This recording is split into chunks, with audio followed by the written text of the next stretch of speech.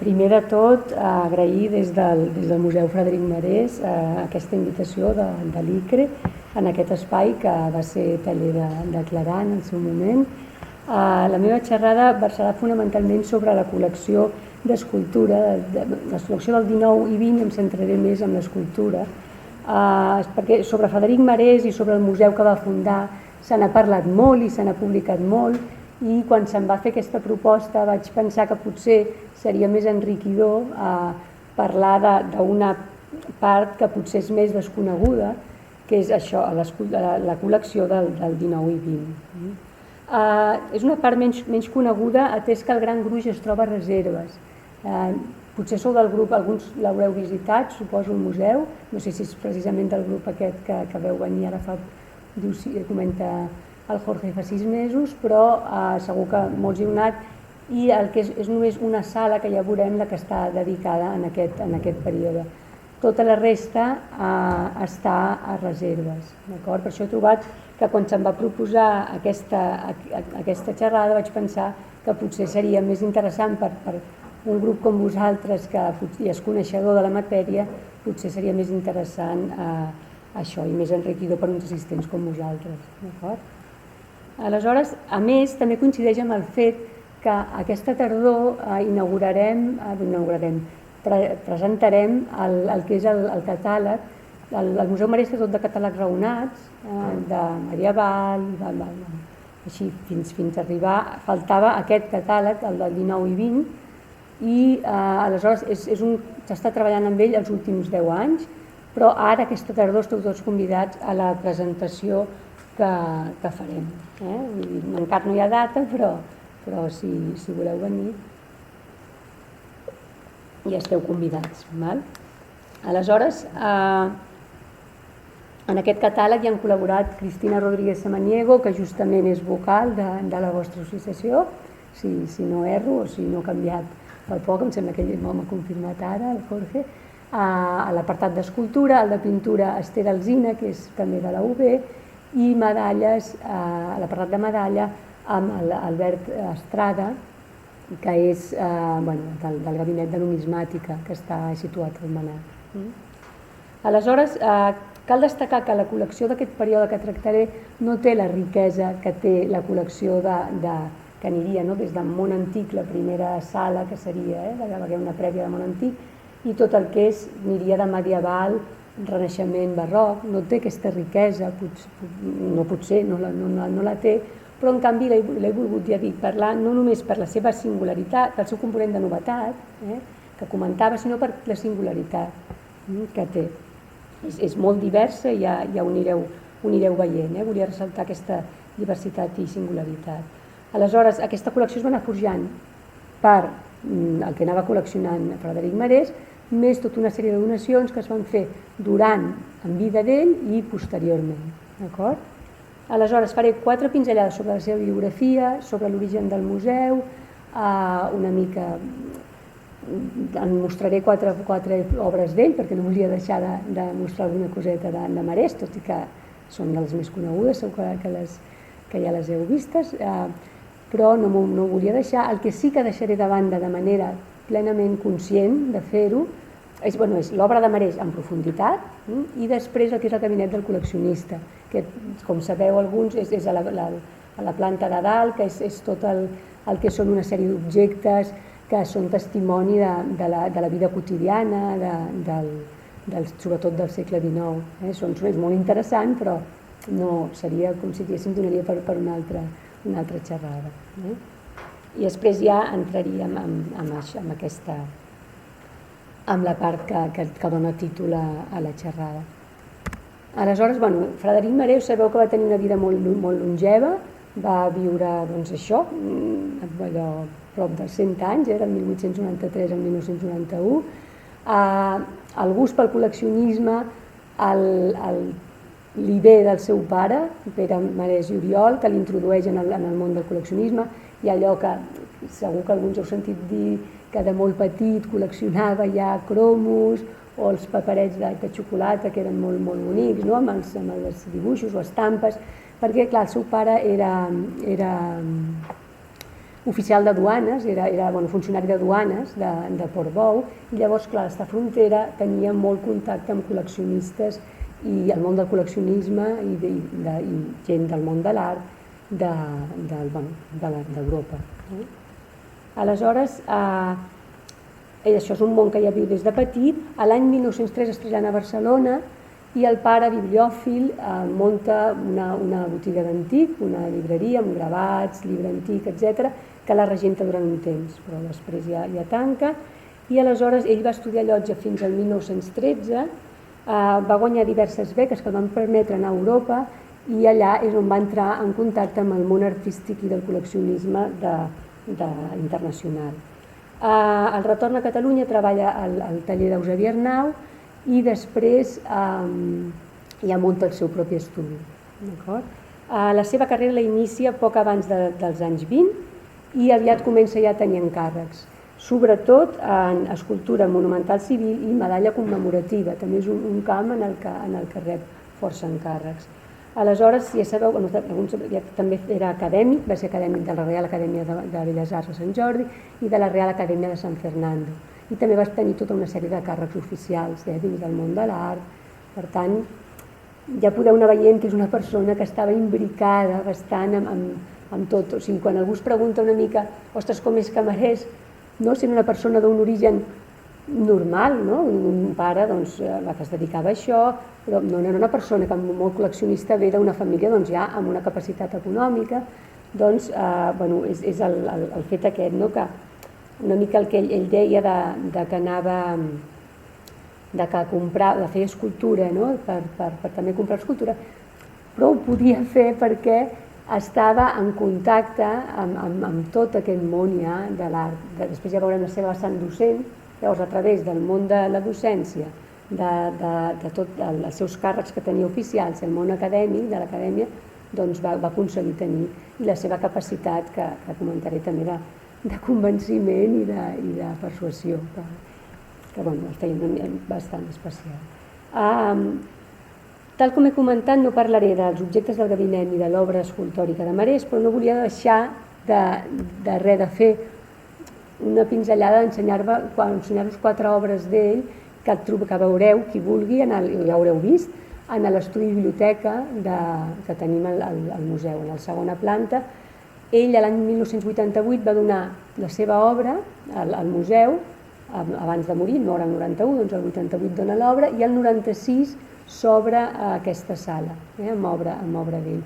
Després s'ha fet una petita remodelació de la museografia i així el 2018, i llavors volia començar per aquest bust del compositor Jaume Païssa, del 1917. És una obra on queda patent la influència de Rodin, amb aquesta escultura sorgint del bloc de marbre encara a mig treballar. No em detindré molt perquè realment vull anar al que és la col·lecció, no la seva pròpia obra, però tampoc ho volia deixar de comentar una mica. Com a representatiu del que seria l'escultura pública, tenim aquest model pel monument de Soler i Rovirosa, que està als jardins de Reina Victòria, allà a la Gran Via, que segur que molts ja coneixeu, Gran Via amb Rambla Catalunya, està allà aquesta obra. Després, aquest paravent marí, que a mi especialment el trobo d'una gran bellesa, aquí potser no podeu valorar prou, potser no es veu prou el que és el treball del vidre, però realment és molt interessant, amb una estètica així noucentista, del noucentisme mediterrani, però també una presència de l'art déco amb el material que utilitza, la fusta lacada i amb aquest vidre gravat a l'àcid. Ja dic que per mi és una peça potser una mica menor, però no pròpiament, però més del que seria més decorativa, però té una bellesa per mi destacada. Aleshores, l'última, que seria, hi hauria una més del que és l'escultura pública, la primera dels seus inicis, i aquesta ja de cap al 1936, que és aquest nu d'una dona en un camp de blat, que és aquest titulat com a nu ajagut Plenitud Primavera, en bronze. Aleshores, amb l'esclat de la Guerra Civil, Marès va participar activament en la salvaguarda del patrimoni. A Santa Maria del Mar va ajudar en la restauració, també en la protecció, i d'altres espais. I després, més endavant, va tenir també l'encàrrec de la recreació, perquè estaven molt destrossades, de les tombes reials del monestir de Poblet, que també tenim a la sala una part dedicada a això, en l'estudi biblioteca. Passada la guerra es converteix en el principal proveïdor d'escultura monumental de Barcelona. Fins a l'any 75, amb el seu Sant Jordi, realment fa molta obra. Va ser durant un temps l'escultor que tenia més obra monumental. Ara no sé si seria Subirachs, potser. Aleshores, pel que fa a la seva activitat docent, us he comentat que tenia aquesta faceta d'escultor creativa i aquesta faceta de col·leccionista i la docent. I per il·lustrar aquesta activitat docent, volia mostrar-vos aquestes imatges. Ell va ser professor catedràtic i director a Llotja i a l'Escola de Belles Arts de Sant Jordi. I aquesta experiència la va reflectir en un llibre que va publicar el 64, just quan va acabar la seva carrera docent, la carrera professional com a director, professor, que es diu Dos siglos de enseñanza artística en el Principado. És una de les seves obres. Aleshores, també us he volgut mostrar aquestes pintures que ara veureu. Si arribo a temps, al final també voldria parlar una mica de la pintura, aviam si dona temps, perquè la col·lecció de pintures és molt heterogènia i es basa bastant en regals d'alumnes o de col·legues de la seva pròpia obra, en reconeixement o en agraïment al mestre, a Marès. Aquesta, per exemple, que representa una classe a l'Escola de Belles Arts, que hi ha els diferents artistes que estan pintant, els estudiants, pintant una model. El mestre, que el veieu allà, és molt probablement Frederic Marès, i aleshores aquest quadre apareix en aquesta publicació que us he dit de Dos siglos de enseñanza en el Principado, i la descriu com una classe de modelatge. I això és probablement el regal d'algun alumne en agraïment. I aquest és un retrat, aquest oli de Francesc Labarca. Francesc Labarca el 1912 va ser nomenat professor a Llotja i fins al 1963 va ser professor allà. Allà va ser també professor i director Marès, per tant hi havia una relació d'amistat. Al museu conservem correspondència entre ells dos sobre, amb Marès, correspondència diversa, i fa no només la correspondència, sinó que aquest quadre fa palesa, evidencia aquesta amistat entre ells dos. De l'any 63 i 20 anys abans tenim aquest dibuix que està en un retrat, tenim aquest oli i aquest dibuix, ja comento 20 anys abans, que li fa quan encara ell era opositor. No sé si no es pot llegir, oi? No. Doncs aquí m'he apuntat que li diu inolvidables momentos de amistad a Marès, curado de oposición, su entrañable opositor. O sigui, primer comença sent el seu opositor, després es presenta les oposicions que ell està en el tribunal, és membre del tribunal Marès, i després seran col·legues de feina. Aleshores, a més per il·lustrar aquesta vessant docent, també volia mostrar-vos una mica la tipologia, sobretot amb el quadre i més que veurem, una mica la tipologia de la col·lecció de pintura també que tenim. I veure com tenim des d'un retrat d'August del segle I després de Crist, passant pels relleus del mestre de Cabestany, amb obra d'Alejo de Bahia, del gòtic o renaixentista o barroc com de Pedro de Mena, de noms de relleu, i algunes obres més menors, es podria dir, de pintura especialment i d'escultura també.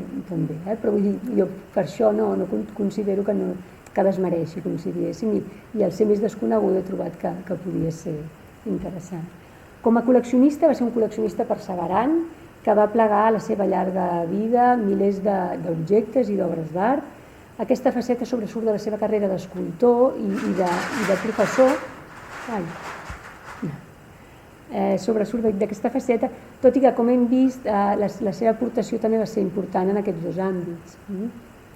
En relació a la seva passió col·leccionista, us recomano un llibre que probablement ja el coneixeu alguns o molts de vosaltres, que és El mundo fascinante del coleccionismo y las antigüedades, Memòries de la vida d'un col·leccionista, que la va publicar al 77 i ha tingut reedicions cap als anys 2000, i és interessant perquè veus el món del col·leccionisme i veus també una mica la manera grandiloqüent, jo considero que ell escriu sobre ell, s'ha de mirar amb una certa crítica, però val la pena, és una publicació interessant. La dimensió de col·leccionista és resultat d'aquesta personalitat d'ell, que era això que he dit, perseverant, tenia una gran constància, una capacitat de treball i sobretot el que he comentat una mica a l'inici d'aquesta habilitat negociadora que tenia tant a nivell privat com en l'administració pública. Prova d'això és el suport que va rebre de l'Ajuntament de Barcelona l'any 44 quan va expressar la seva voluntat de donar la seva col·lecció a la ciutat, a l'Ajuntament de Barcelona, a la ciutat. Un suport que, junt amb altres institucions, entitats i particulars, va ser fonamental perquè ell pogués continuar la seva carrera de col·leccionista. Vull dir, s'ha de tenir en compte això, que potser molta d'altra gent ha fet aquest intent, dels escultors contemporanis, i ell ho va aconseguir gràcies a aquesta, diguem-ne això, capacitat de negociador. La col·lecció anava augmentant i aquest és el seu taller estudi del carrer Mallorca. Us he volgut posar dues fotos, una del 1917, la de dalt, a l'esquerra dalt, que és, a dalt veureu que està ell amb el retrat de Païssa, aquest que hem vist a l'inici de tot, encara jove, perquè ja et dic, és el 1917 aquesta, més obres d'ell, aquí s'aprecia bé, sí, més obres de Marès, de la seva autoria, i després l'altra fotografia és anterior al 44, que és quan ja fa la primera exposició a l'Arxiu Històric de Barcelona, l'Arxiu Històric de la ciutat, però fixeu-vos com era el seu taller, per una banda obra seva i per l'altra ja veieu, tenim talles, diferents relleus, alguns objectes, ceràmica, alguna pintura, al fons de tot tenim armes, etc. Aleshores, el que sí que voldria dir és que no només, o sigui, per tenir una idea de la dimensió de la seva col·lecció, per tenir una mica d'idea completa de la magnitud, s'ha de tenir en compte només anomenar que no només va donar obra al Museu Marès, sinó que va fer donacions i llegats o dipòsits, en algun cas és dipòsit, com el Museu de Sabadell, a diferents museus, el Museu de Montblanc, el de Sabadell, el d'Arenys, de la Punta, a la Biblioteca Nacional de Catalunya, o sigui que va donar per un museu més, com si diguéssim, la seva col·lecció. Molt bé, doncs, aquí ja havia comentat d'aquesta tenacitat i capacitat negociadora. El 44 és quan manifesta aquesta voluntat en el moment en què exposa unes quantes peces a l'Arxiu Històric de la ciutat. Aleshores, l'Ajuntament el respatlla i el 1946 s'inaugura una primera sala que coincideix amb l'exposició a la Capella de Santa Àgata de la recreació que havia fet del que he comentat dels sepulcres reials de Poblet. Aleshores, la primera sala i la inauguració oficial és el 48, que ara hi entrarem. Us volia ensenyar una foto d'en Pérez de Rozas del que és aquesta primera, o sigui, el moment en què ell dona a conèixer públicament la seva col·lecció, que és l'any 44, aquí l'Arxiu Històric, i ja veieu que hi ha des d'algunes coses que han acabat el que és el gabinet del col·leccionista, que és el que ell anomenava el museu sentimental, objectes, i també us he posat com dos fletxetes aquí assenyalant que tenim obres que a dia d'avui tenim a sala, aquest cap de Sant Pere Màrtir atribuït a Alonso Álvarez del Barran, que està a la sala 27 de Barroc, i després aquesta Mare de Déu amb el nen del cercle de Gil de Siloé. Són obres que ja estaven al 44, quan va inaugurar la primera sala del 48, i han anat acompanyant el museu fins a dia d'avui. I com també passa amb els objectes, però és que deixo de banda conscientment. Fundat el 48, ha tingut algunes remodelacions, el 97, el 2001. La darrera renovació, l'estat de la museografia actual que veieu, o que podeu veure o heu vist, és del 2011.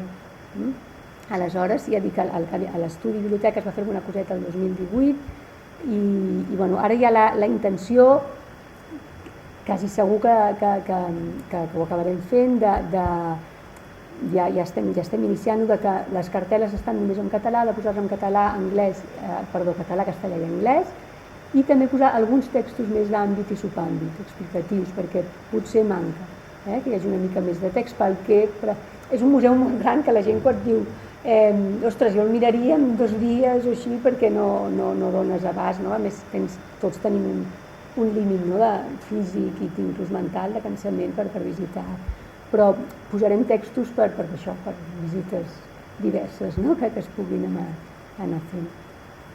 És un museu d'escultura i de col·leccionisme, bàsicament són els seus dos grans pilars.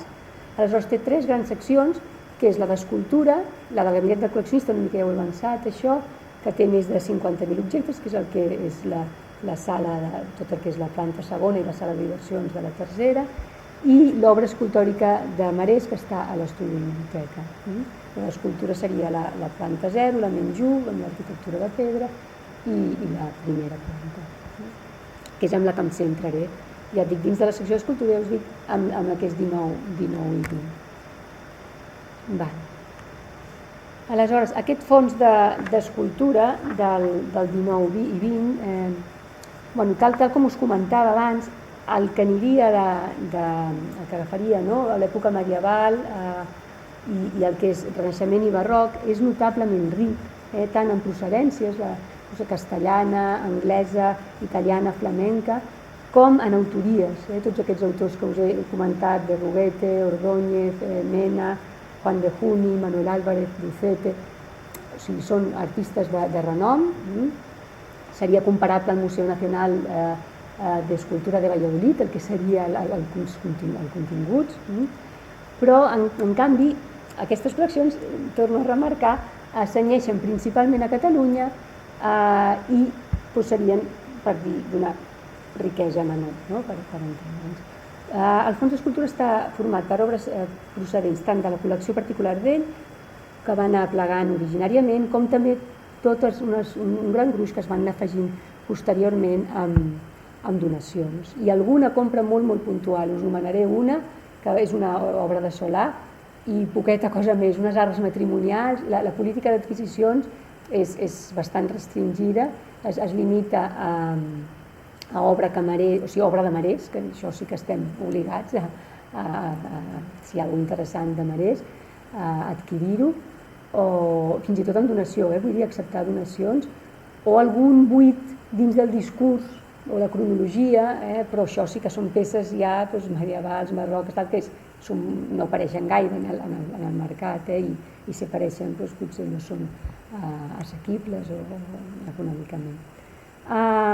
Aleshores, us volia ensenyar, aquí comento, la sala 28, que ho he dit a l'inici, és a la que hi ha el que és segle XIX i XX, una miqueta entrat al segle XX, i fins i tot de finals del XVIII, finals del XVIII fins al XX, i una selecció de medalles.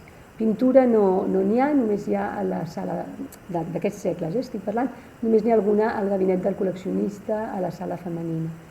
Actualment, per això, aquesta sala, no sé si algú l'heu pogut veure ara, està dedicada al museu. El 2018 ens vam quedar sense sala d'exposicions temporals. Aleshores, s'està recorrent a com dos formats, que seria el fet, la solució que es va trobar per l'exposició Confluències, que potser algun hi veu anar, del 2022-2023, que era, al llarg del recorregut de la permanent, anar posant algunes de les obres en préstec, dialogant amb les nostres, contemporani, amb les nostres més històriques. L'altra solució és la que hem fet ara per l'última exposició, Emocions, que és buidar la sala 28, de la que avui parlo d'ella, i de tot el que tenim a reserves, d'aquestes segles XIX i XX, doncs buidar aquesta sala, fer tota una pell, ara us l'ensenyo ja perquè la veieu, totes aquestes parets s'han recobert a nivell de museografia, per disseny d'espai, i les del mig, aquesta peça de Ginés, del Solà, al fons teniu una escaparata, de la que ara parlaré, i una vitrina baixeta amb medalles. Doncs tot això baixat a reserves, a l'espai que hem trobat, fins i tot alguna cosa està al que és a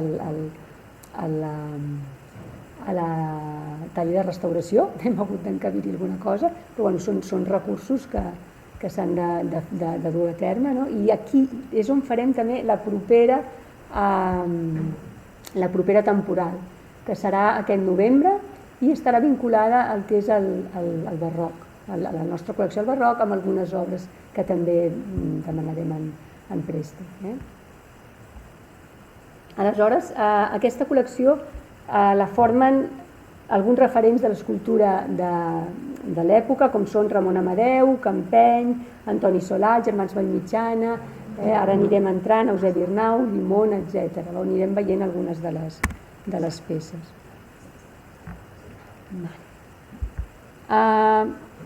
Aquí tenim Ramon Amadeu amb aquesta Mare del Camp, és una atribució a ell, és una obra que formava part d'un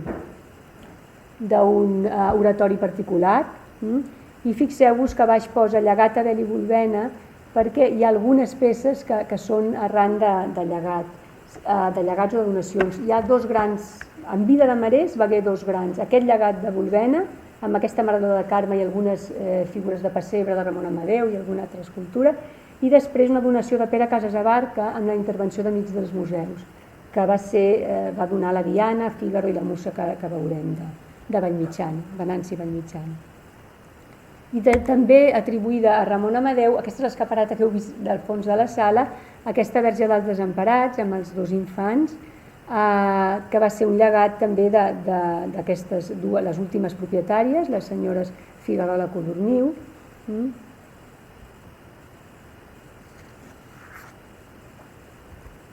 I aquesta hem de tindre una mica més, és aquesta figura d'aquest conjunt escultòric dels Sants Innocents de Josep Ginés. És una obra d'una gran tensió emocional i d'un gran dinamisme.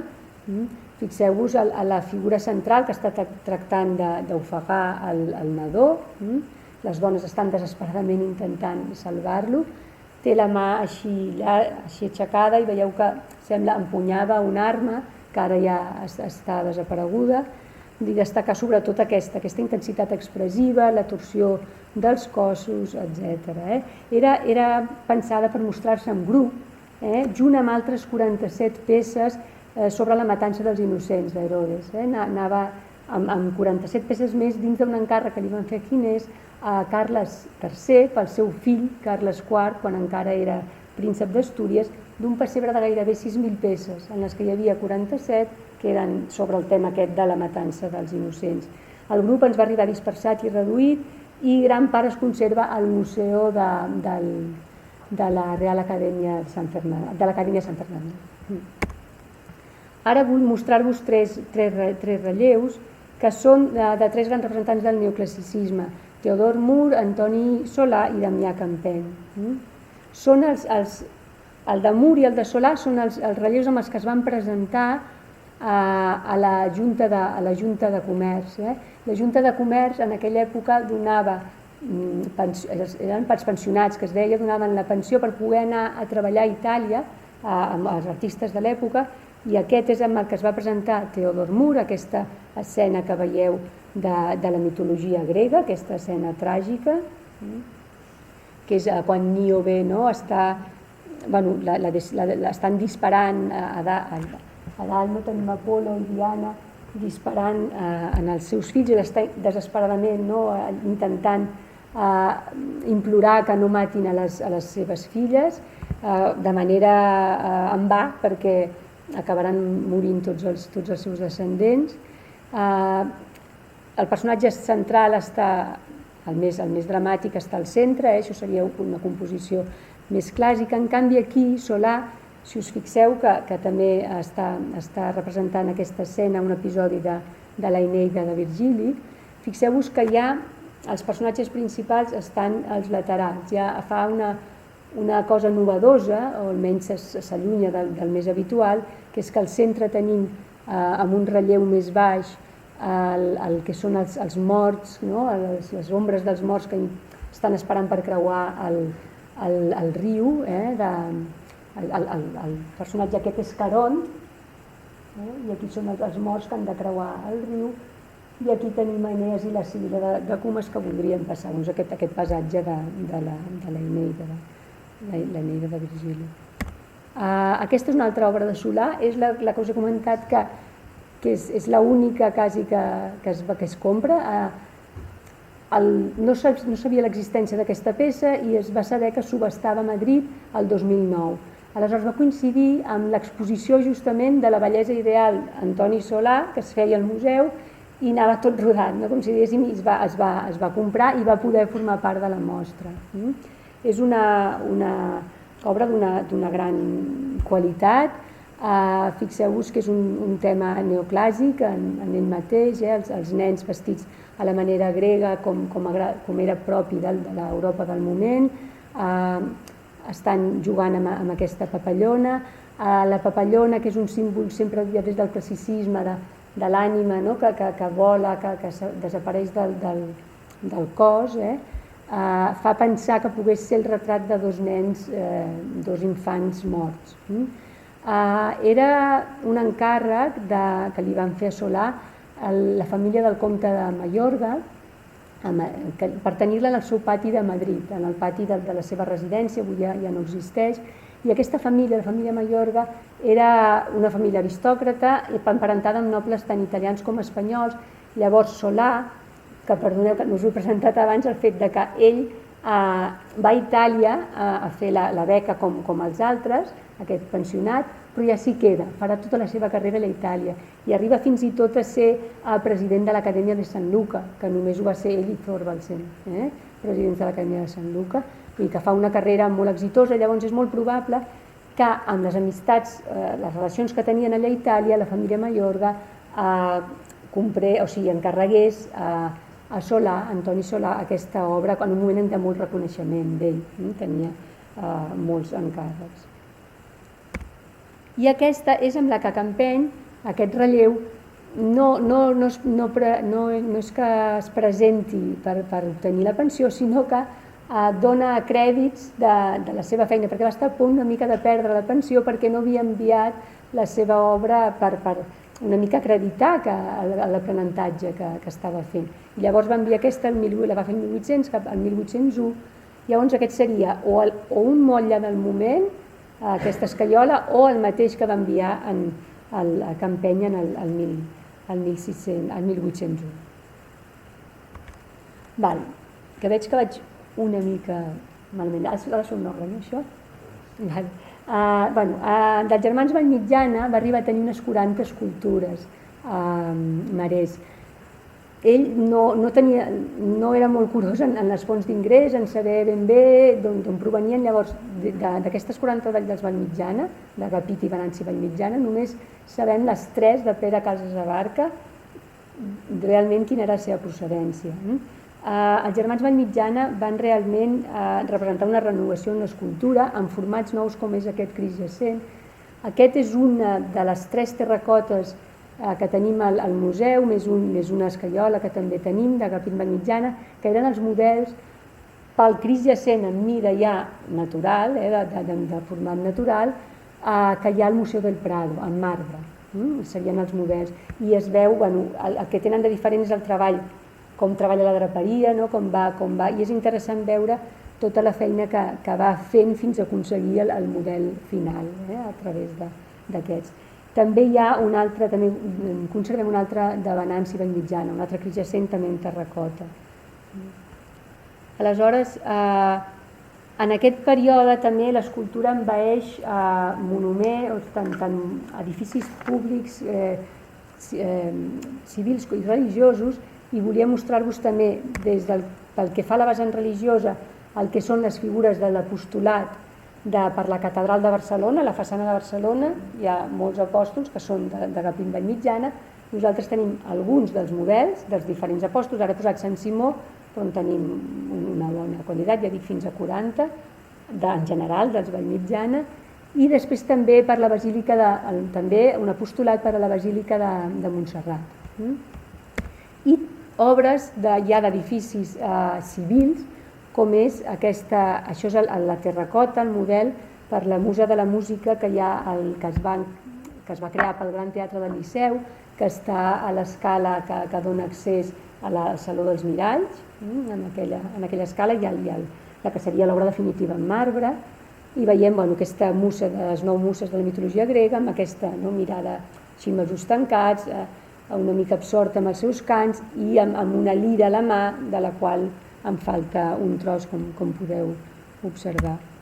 Després hi ha aquest Fígaro, que és també el model, si veieu tenim molts models, de l'obra que va fer pel que és la seu de Le Figaro, del diari a París. Va ser l'únic estranger que va poder fer una obra. Hi havia les de la façana i 6 del vestíbul, i ell va guanyar el concurs per una de les del vestíbul. Al 74 ja va estar allà posada, fins al 32, que la seu se'n va anar a un altre edifici, ja va desaparèixer l'edifici on hi havia aquesta escultura.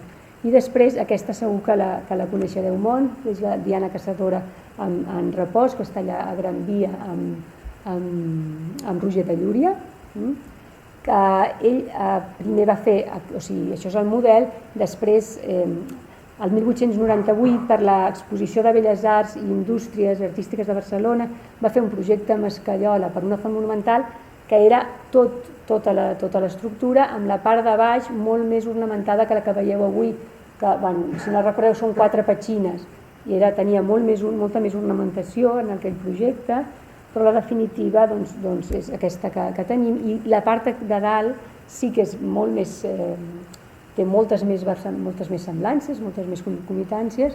La diferència és que aquí va despullada i la d'allà va amb una túnica, però és fruit d'aquesta pràctica habitual que es feia de primer treballar les escultures nues per després, quan les vesteixes, tinguin una major versemblança anatòmica. Aleshores, ja la veieu amb la Diana Caçadora, diu en repòs perquè està en el moment, té una mà a l'arc i a l'altra la fletxa, com abans d'iniciar la caça. Aquesta obra de Joan Samsó és de les poques de les exposades que fins ara moltes estan en exposició. N'hi ha d'altres que no, però aquestes sí que les veureu en sala, gran part de les que hem vist fins ara. Aquesta és de les poques que entren, igual que l'anterior, entra una mica en el segle XX de les que estan exposades a sala. Aleshores, formava part per la tipologia i el tractament formal, és molt probable que estigués vinculada en un projecte funerari, aquesta obra, i és molt semblant, o hi ha alguns elements que ens evoquen a la Verge Mare, també d'ell, que es conserva al Prado, junt amb altres obres seves, ja que gran part de l'obra de Samsó es conserva allà perquè ja va fer la seva carrera professional a Madrid, es va quedar allà. Aquesta és el model en escaiola pel monument a Rafael Casanova, en homenatge a Rafael Casanova, que està a l'Ibei amb Ronda Sant Pere. Sí. El Cafla està fent alguna de les seves... Vale, ha passat alguna coseta. Sí, que no... És que aquests cabells es fan més malbé que sembla. A veure, ara, ja està. Val. Ostres. Ostres, quin nivell. A mi ha sortit bé, no? Està jugant amb nosaltres. Ara. Doncs res, que això, primer la van col·locar al casal actual Passeig Lluís Companys, però ara després la van situar on és ara, a partir del 1914, que és això, l'Ibei amb Ronda Sant Pere, i després se li van afegir els relleus de Llimona i altres elements, però això seria només el model, repeteixo. Noblesa és una obra d'Eusebi Arnau que està exposada la tenim a dalt, al gabinet del col·leccionista, a la sala femenina. És una donació de Teresa Ganell del 2015 i, si us fixeu, més que un retrat, i pel títol, està intentant expressar el concepte abstracte de noblesa. És una obra d'una gran senzillesa, potser tota la part més treballada seria en el que és la roba.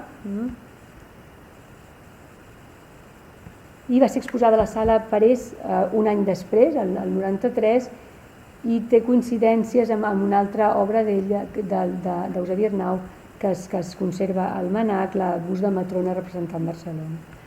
Us volia mostrar també aquesta maternitat de Llimona, aquesta la tenim a reserves, que es conserva al museu gràcies al llegat de Manel Maria Bosch i Puig. Us hi fixeu, hi ha moltes donacions i molts llegats, una proporció important.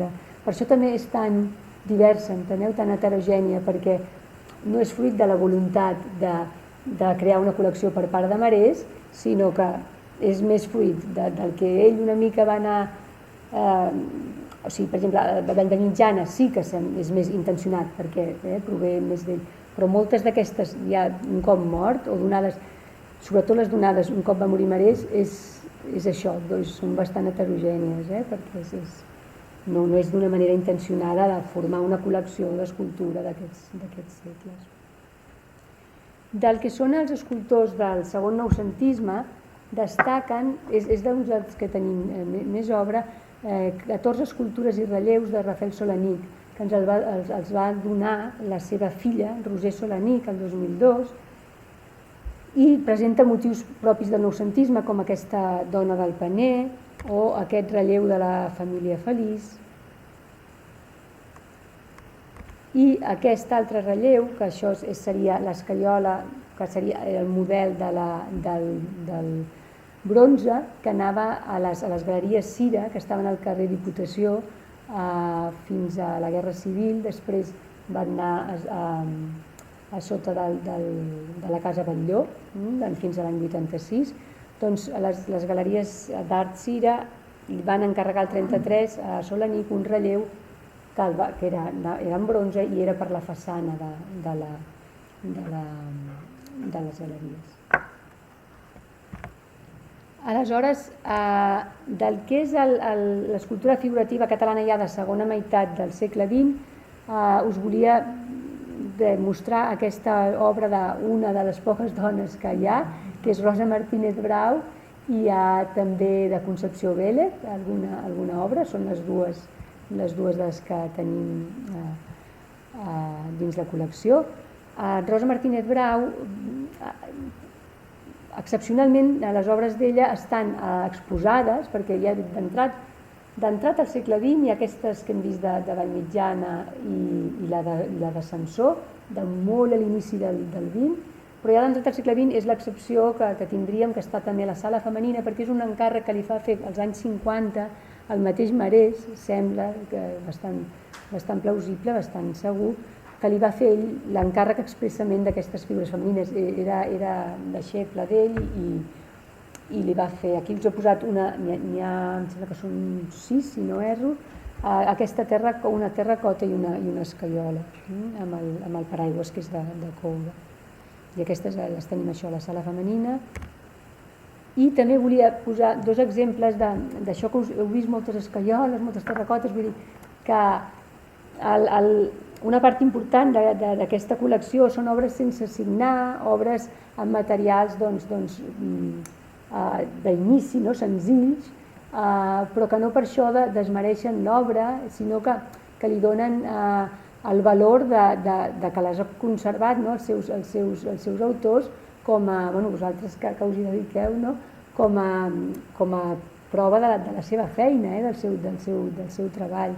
Aleshores, algunes d'elles són aquests estudis anatòmics, per exemple, com aquest Cavall al galop d'Enrique Pérez Comendador, un estudi anatòmic, o un altre cas que podria ser les obres presentades a concurs, que també obliga a mantenir l'anonimat. Et presentes a un concurs, moltes vegades, o almenys durant molt de temps ha sigut anònim, i aleshores aquí us volia mostrar aquesta d'Antoni Ramon González López, que va ser un encàrrec que li van fer Parcs i Jardins d'una obra definitiva, això torna a ser el model, l'escaiola, pels Jardins Moragues al carrer Aribau, per aquells jardins, es van inaugurar l'obra dels 60, l'any 61, i va estar fins a finals del 90 allà, aquesta escultura de la lectura, però per qüestions de vandalisme es va haver de portar en els magatzems de Canyelles, els magatzems municipals de Canyelles, que jo no els he visitat, però deu ser molt interessant visitar-los, perquè hi ha tot d'obra pública guardada en aquests magatzems. Aleshores us volia mostrar dues obres més que són fruit d'una donació, que és d'aquests de Josep Maria Sánchez i Jordi Lledó, que són els hereus de la que he comentat, que a part de Rosa Martínez Brau és l'altra dona, Concepció Vélez, eren els hereus de Concepció Vélez, ells dos. Concepció Vélez és la dona d'Antoni Ramon González López, era la dona i filla d'Armanter Vélez. Aleshores, aquests hereus de Concepció Vélez van fer aquesta donació, que la integra, obre una escultura que ara veurem d'Armanter Vélez. El grup més nombrós són 10 escultures d'Antoni Ramon González, entre elles aquesta que hem vist, i també 800 i pico dibuixos seus, un relleu de Concepció Vélez, que ja dic que és la poca representació femenina que tenim, un cap de Joan Centelles i un relleu de Josep Maria Camps Arnal. Aleshores, he triat dues obres expressament, una de Centelles i l'altra d'Armanter Vélez, perquè els dos van ser ajudants, van col·laborar amb Marès. Aleshores, Centelles va ser un dels col·laboradors. Tenim aquest cap d'Escolanet, que és un retrat, que és un gènere en el que ell es va dedicar gran part de la seva producció.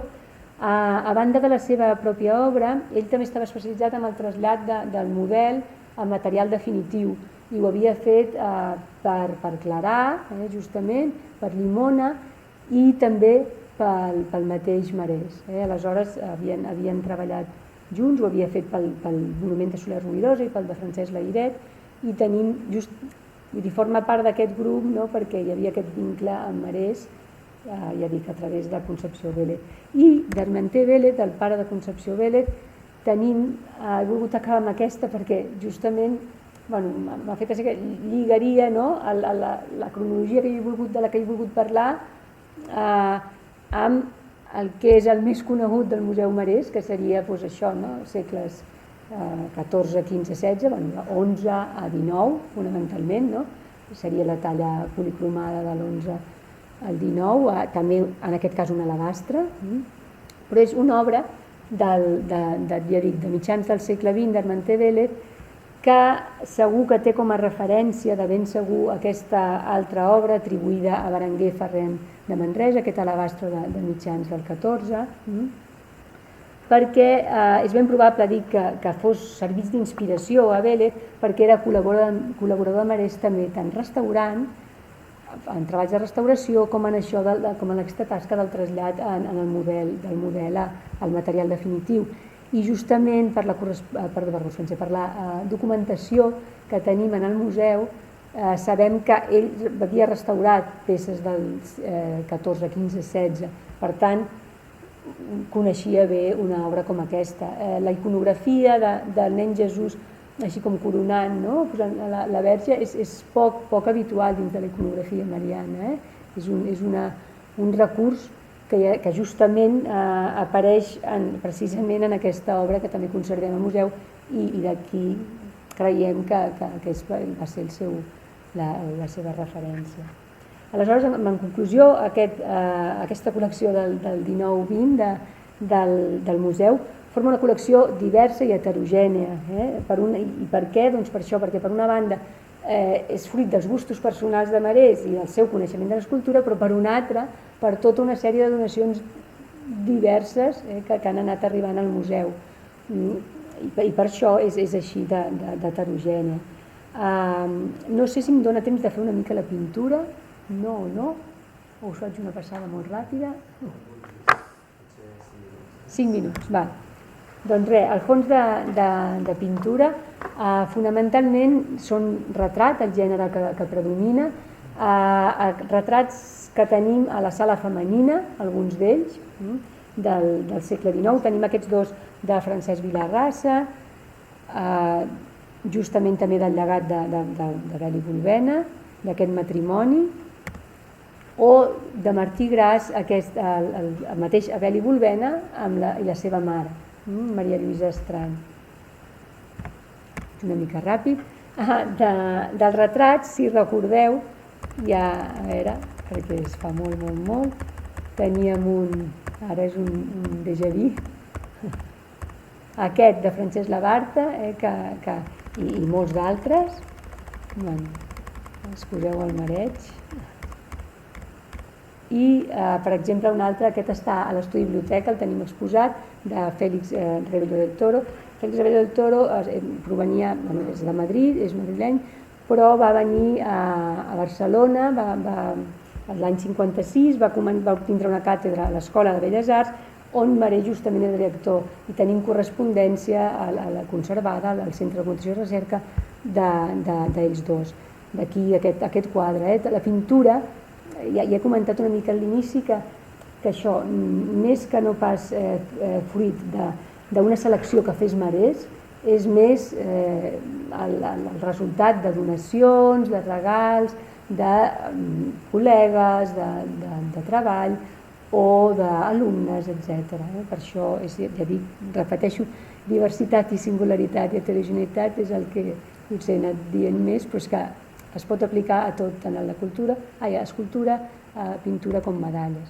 I aquest, que és molt sui generis, però com hi havia el testimoni gràfic del moment en què li van fer la donació, ho he trobat interessant, és un homenatge a Marès de Màrius Fàbregas. Màrius Fàbregas va ser als anys 80 president del Cercle Artístic de Sant Lluc, i aleshores tenim també correspondència de com a Marès se'l nomena el 84 soci d'honor del Cercle Artístic de Sant Lluc, se'l convida al lliurament del títol dels 90 anys, i després, el 86, se li fa la donació en un acte de lliurament del guardó Esperó de l'Agrupació Catalana d'Entitats Artístiques. Aquí veieu Marès amb el traje fosc, i el que seria a la seva dreta, amb un traje clar, és Màrius Fàbregas, i una mica més enllà el quadre que teniu a dalt. Fixeu-vos que és molt curiós, perquè a nivell de contingut apareix el mateix Marès al centre, tant obra que ha fet ell com el monument aquest de Soler i Rovirosa que hem vist a l'inici, objectes. A dalt de tot tenim el compartiment de retaule de Jaume Huguet, a dalt, un compartiment de retaule amb el Crist, amb el Crist amb la creu, i objectes el que és el relleu de marbre del mestre de Cabestany, allà a l'esquerra de Marès, com a l'esquerra, el relleu de l'aparició de Jesús als deixebles del mestre de Cabestany, etc. Un autorretrat de Domènec Fita, que és un pintor que va ser deixeble d'ell, i justament ell, en el seu discurs d'entrada a l'Acadèmia de Belles Arts de Sant Jordi, ja es veu aquesta relació amb Marès, la relació mestre-deixeble, i també en el discurs de contestació d'ell. Unes obres de caràcter satíric de la Societat Recreativa Niu Guerrer, la de baix és, si coneixeu, la Vicaria de Fortuny, és una paròdia, es diu la Bequeria, era un grup, la donació és de Conxita Pallejà, que és la filla d'un dels membres actius de Niu Guerrer, que era Josep Pallejà, i són dues de les obres. Vistes de Barcelona, com aquesta de Ramon Padró, o aquestes de Salvador Pla, del Baluard de Drassanes, o la Llotja de Barcelona. I aquesta, per exemple, de Marià Pinyent, ja la més endavant, també fruit de tot és això, o relacions laborals o d'alumnes. Aquesta seria fruit d'una relació laboral. Després una sèrie d'obres d'autoria desconeguda, que també són d'alumnes o diferents participants. Per tant, això, un conjunt artístic totalment divers, arran del que és la dedicació col·leccionista de Marès, també de totes aquestes donacions, d'abans i després de la seva mort, i un conjunt que no s'hauria format sense la figura polièdrica que va ser que va ser Frederic Marès. Aleshores, medalla ja no hi entro per una limitació de temps, però tindreu el catàleg amb tot detallat amb les medalles. Les d'obra de Marès estan ja en un catàleg d'escultura i medalla de Marès, autoria d'ell, aquestes ja estan allà, i les d'ara són les que col·leccionava ell, medalla commemorativa, i ja tindreu ocasió amb el catàleg. Moltíssimes gràcies a tots i espero que us hagi semblat interessant.